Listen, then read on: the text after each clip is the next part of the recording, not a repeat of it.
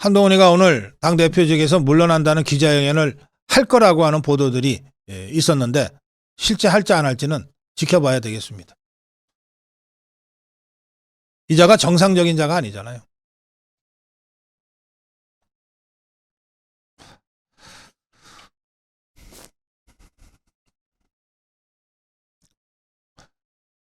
탄핵안 가결 직후 비상의총에서 국민의힘 의원들은 한동훈 어딨어? 한동훈 불러와! 너네 다 탈당해! 제명은 안 돼! 대부분 비례대표 똘마니들이었기 때문에.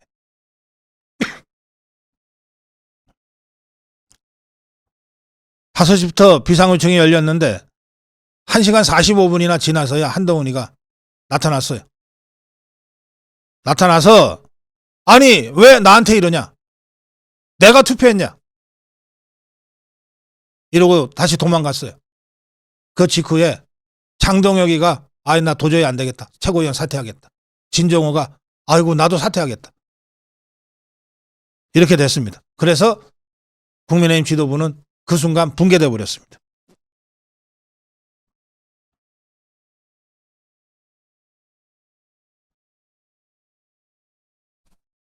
권영진은 페북에 이렇게 썼습니다.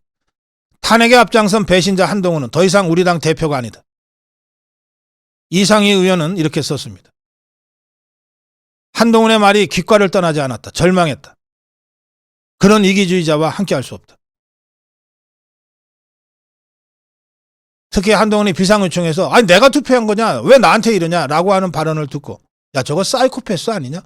라고 하는 이야기가 의원들 사이에서 터져 나왔다고 합니다. 여당의 전국위 의장 이헌승 의원입니다. 전국위 의장은 전국위 의장으로서 비대위 설치를 위한 절차를 지체 없이 진행하겠다고 밝혔습니다. 탄핵안이 통과되면서 우리 당 선출직 최고위원 5명이 모두 사퇴했고 당 지도부가 붕괴됐다. 엄중한 시기인 만큼 당헌에 따라 하루속히 비대위가 출범해야 한다는 목소리가 높다. 바로 출범시키겠다. 한동훈이가 아직 대표직 사퇴를 안 하고 버티는 이유는 딱 하나입니다. 비대위원장을 지가 지명하고 나가겠다는 거예요. 그 바람에 김무성이가 비대위원장으로 유력하다는 보도까지 나왔습니다. 김무성이는 김영삼 정권 때 김영삼 밑에서 민정비서관 뭐 이런 걸 했던 자고 그 당시 사정비서관 민정비서관 자리가 주로 검찰 수사기관 조율했던 자리인데 그때 한동훈이의 장인 진형구가 대검 부장으로 근무했을 때입니다. 그래서 김무성이와 진형구가 그 당시부터 막역한 관계를 유지해 왔다고 하는 것을 정치권에선 대충 알만한 사람은 알아요. 한동훈이 이자가 그 장인과 막역한 김무성이를 비대위원장으로 지명하기 위해서 대표직을 그냥 뻘큰 움켜쥐고 아직까지 버티고 있다는 확인되지 않은 여의도 괴담이 지금 돌아다니고 있습니다. 매우 합리적 가설과 의심이라고 저는 생각합니다. 그러나 그런 일은 없겠죠. 어떻게 우리 자유파 국민의힘이 배신의 배신 그 배신의 아이콘들이 계속 판콘을 찾게 내버려 두겠습니까?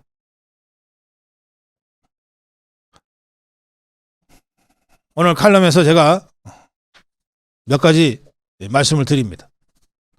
노무현이는 우리가 윤석열 대통령까지 포함해서 3번의 대통령 탄핵 사태를 겪었고 있는데 노무현이는 잽싸게 유죄를 인정했어요. 다만 선처를 좀 해주세요라고 읍소 전략을 펴서 선처를 받아서 대통령직에 복귀했습니다. 복귀하자마자 역풍을 불러내서 총선에서 이기고 그리고 탄도리들을 108명이나 만들어가지고 국정을 함부로 휘저었어요. 박근혜 대통령은 의지가 먼저 꺾이는 바람에 무기력하게 대응을 제대로 하지 못했어요.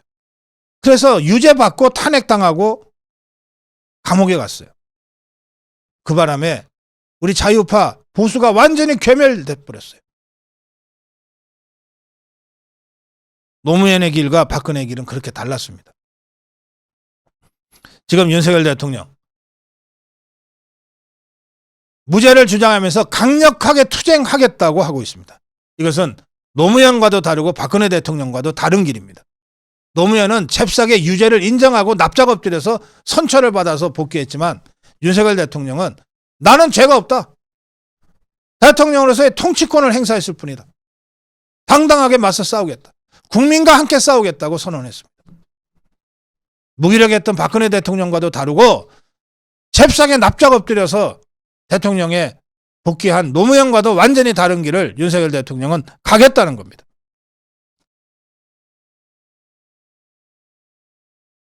이렇게 해서 윤석열 대통령이 법정 투쟁에서 승리해서 다시 대통령직에 복귀하면 단순한 역풍이 아니고 거대한 태풍을 몰고 올 거라고 저는 확신합니다.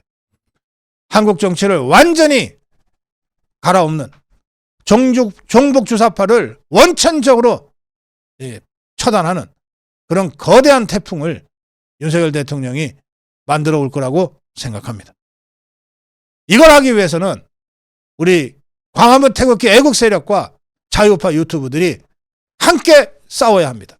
그리고 여기에 국민의힘도 뒤늦게나마 전열을 정비해서 투쟁 대열에 함께 해야 된다고 생각합니다.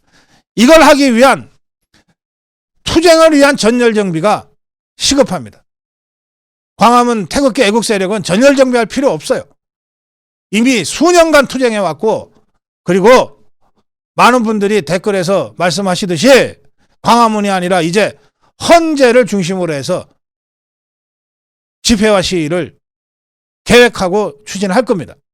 우리 자유파 유튜브들 단 한 명의 이탈 없이 끝까지 싸울 거예요.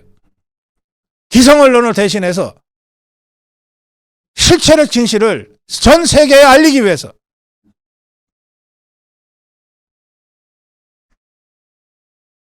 불태전의 용기로 투쟁해 나갈 겁니다. 이제 국민의힘만 한동훈 배신자 일당을 척결하고 싸울 수 있는 최소한의 정비만 된다면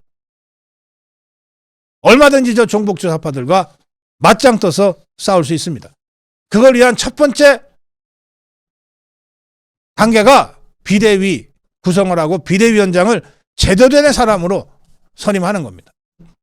저는 비대위원장 특정인을 제가 추천하지 않겠습니다. 단 누가 됐건 이 비대위원장은 세 가지 요건을 갖춰야 한다. 세 가지 요건을 갖춰야 한다. 첫째, 대통령과 함께 내란죄 누명을 벗고 헌법재판소의 탄핵 심판에서 승리하기 위해서 투쟁할 수 있는 사람, 투쟁할 의지가 있는 사람이 비대위원장이 돼야 한다. 둘째, 광화문 태극기 애국 세력을 구글하고 비난하지 않고 함께 투쟁할 동지로 받아들이고 함께 손잡고 싸울 수 있는 사람이 비대위원장이 돼야 한다. 셋째, 어떠한 기성 언론도 제대로 보도해주지 않고 있는 이 상황에서 유일하게 대통령의 메시지를 전하고 자유우파 국민의힘의 제대로 된 메시지를 전할 수 있는 우리 자유우파 유튜브들과 함께 할 수 있는 그런 사람을 비대위원장으로 세워야 한다. 세 가지 요건입니다. 대통령과 함께 싸울 사람, 광화문 태극기 애국 세력과 함께 싸울 사람, 그리고 우리 자유파 유튜브와 함께 손잡고 싸울 수 있는 사람을 국민의힘 비대위원장으로 선임하는 것이 우리 자유파가 전열을 재정비하는 첫 번째 출발점이 된다. 그게 누구든 상관없다. 그 기준에 맞춰서 국민의힘이 비대위원장을 제대로 선임할 것을 강력하게 촉구합니다. 네, 고성국 칼럼이었습니다.